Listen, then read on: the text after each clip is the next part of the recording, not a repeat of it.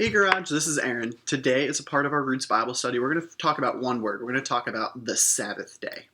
So some of you might be familiar with the term Sabbath, but for those of you who aren't, Sabbath is the seventh day of the week, which is Saturday or sometimes Sunday, where you're supposed to rest. And there's two stories in the Bible that explain why we're to rest on the seventh day. So first, in Genesis 2, verses 1 through 3, "Thus the heavens and the earth were finished, and all the host of them.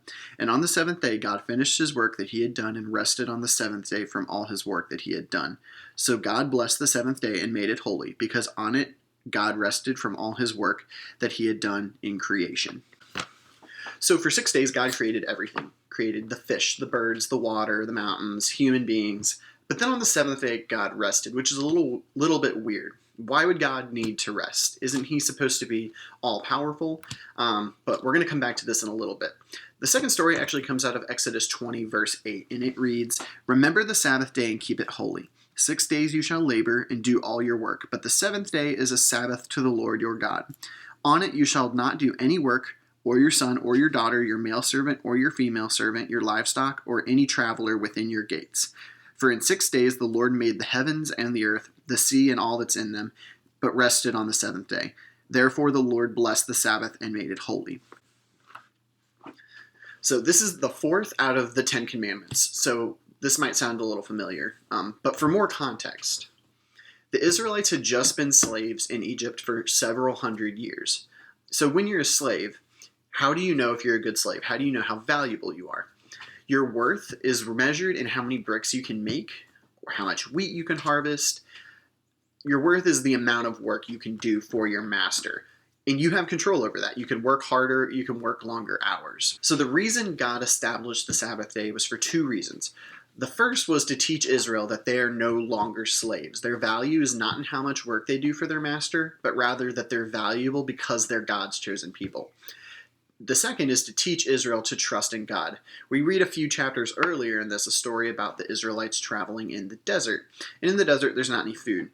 So they pray to God and they ask for food. And how God feeds them is 5 days a week. He brings manna, and they're to collect that food for that day. God gives them just enough for that day. Not more than they need, just enough. And then on the sixth day, God gives them double. And the reason for that is on the seventh, they're not supposed to work. So they collect food on the sixth day and also food for the seventh day so that they can rest on the seventh day. So going back to the question of why did God rest on that seventh day is directly tied into this story about the manna. God rested on the seventh day because creation was finished. I like the metaphor of an artist. For any of you who paint or sculpt, there's a point when you're creating where the picture, the painting, the sculpture is as good as you're going to get it.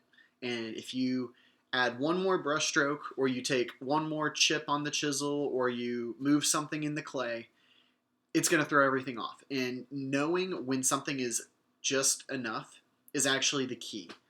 God could have kept creating, but God knew when to stop when it was enough. Just like the Israelites had to know that they needed to take just enough and not hoard and take more than they needed. So the Sabbath is exactly that. It's knowing and recognizing that God has given us just enough.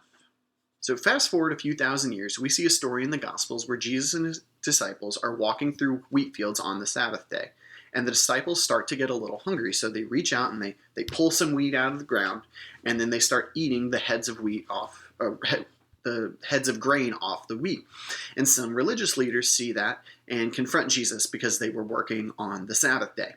So in Mark chapter 2, verse 27, he said to them, "The Sabbath was made for man, not man for the Sabbath. So the Son of Man is Lord, even of the Sabbath." So Jesus' response to them is that the Sabbath was not given as a rule or as a chore for people to do. Rather, the Sabbath day was given as a gift.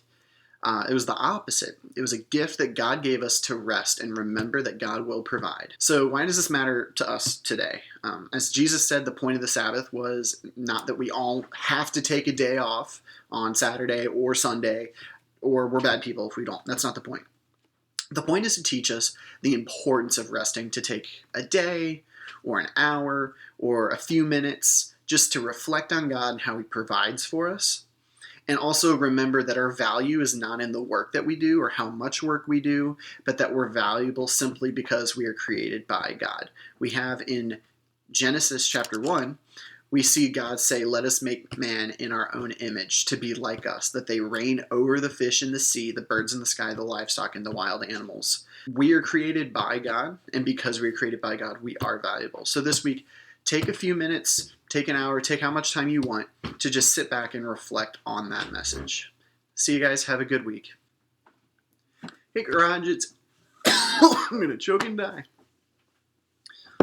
Take some water.